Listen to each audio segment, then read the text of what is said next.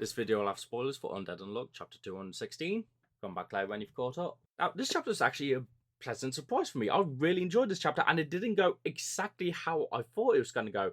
And the way it did go left me a little bit curious as to what's going to be happening next chapter. Because I expected this chapter to be like the semi-final for this arc, and next chapter to be in the final, but now I don't know. But to get into that, let's get into the recap. So we start off this chapter with the divergent point in where this loop differed from the last loop in Tatiana's birthday, with this time we seen what stopped Untouchable Act fame was just cable network. And then after a brief cut to the present day, we then get a flashback to the union members sitting down talking in the meeting room exactly about like the dangers of Tatiana awakening stuff we already know, with Fuko giving Chikara the specific task of capturing amazing photos for Tatiana, as since this will be Tatiana's last show due to Untouchable, this photo that Chikara will be taking will be a cherished photo for Tatiana. To which we then cut back to the present day at the fashion show, to which we get these two dialogueless pages of just Tatiana just having that shit on, looking really good in these really well designed outfits that Chikara is taking these pictures of. To which we then go in the Green Moon and have a small interaction between Tatiana and Fuko as Tatiana is wearing her fifth and final outfit before going out again for the last time. To which we end the chapter off with Untouchable awakening as she goes out for the fifth and final time, and all the union members hopping on that, creating the sphere smoke screen thing with Unmove and two different unchanges to contain Tatiana's Untouchable to prevent her tragedy. Now, the reason I'll call this chapter a pleasant surprise is because I wasn't really expecting this much more downtime with Tatiana and developing on her relationship with Fuko and Chikara.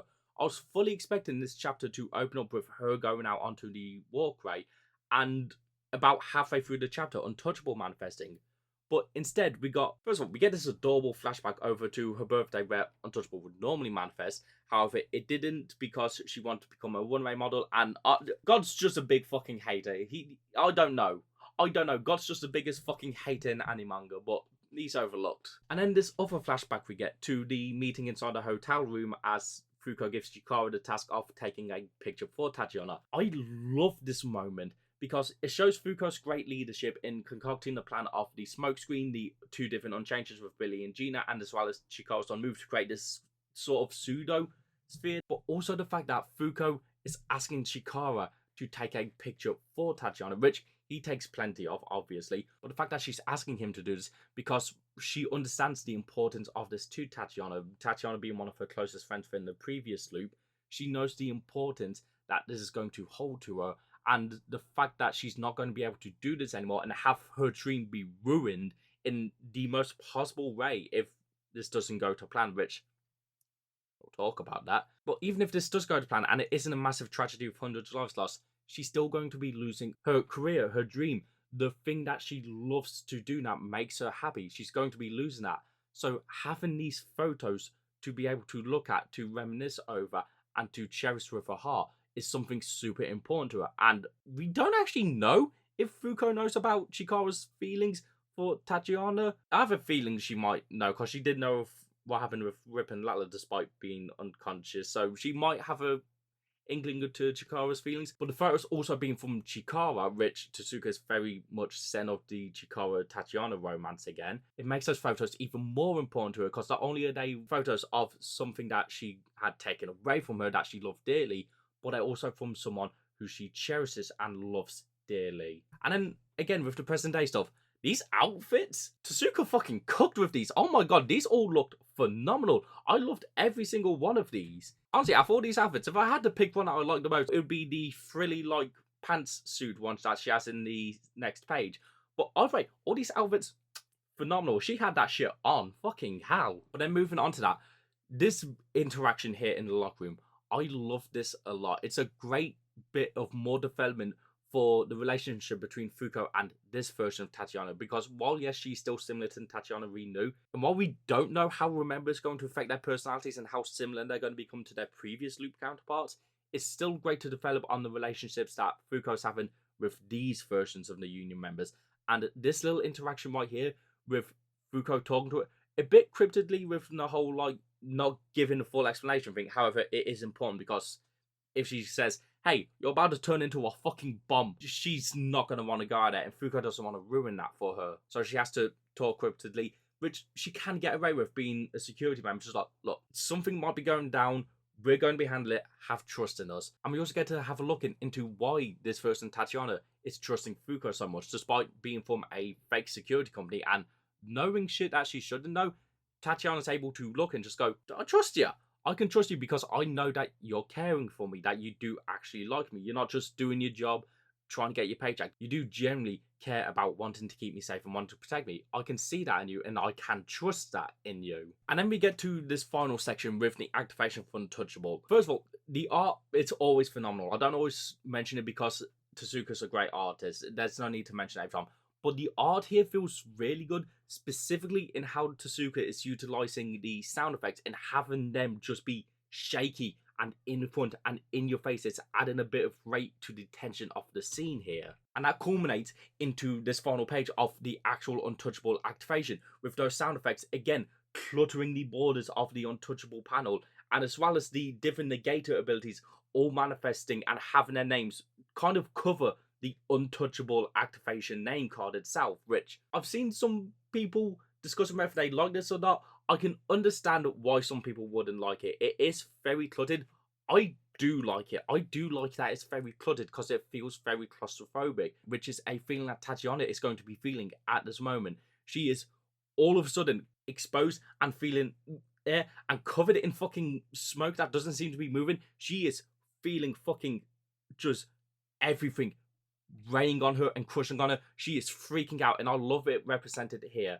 Do I think it could have been done better? Yes. However, I do still think it was very well done. Now, that's all I'm wanting to say onto the actual breakdown of the chapter itself, because, like I said, I do love the interactions here and how this kind of gave us more room to breathe and to develop on Tatiana's two main and important relationships of Fuko and Chikara. I want to get onto predictions, because I'm not the only one who's noticed this. I've seen other people notice this, and I want to talk about this real quick.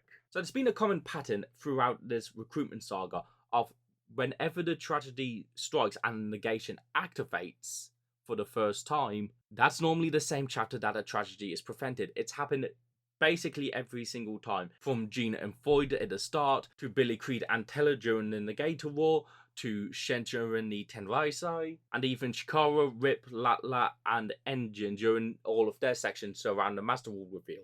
The only times it's been different is Phil with Unfeel, which that's one you can't really prevent because that's just him coming to terms with his emotions and accepting them, unless you just want to leave Phil as a soulless robot for his whole life, which Fuko wouldn't do. And also with Nico. However, in Nico's case, while the end of the chapter was his negation activation, the plan set in motion to prevent the tragedy was already set in stone, and we knew it was going to be successful. As the person who suffered the tragedy, Ichiko, she was the one just like, oi, I'm about to die, you fucking revive us, alright, bitch? And then it's also top, but his happened off screen, and we did see in a flashback that technically in the same chapter for us, we saw the moments just after his activation, but the tragedy was prevented.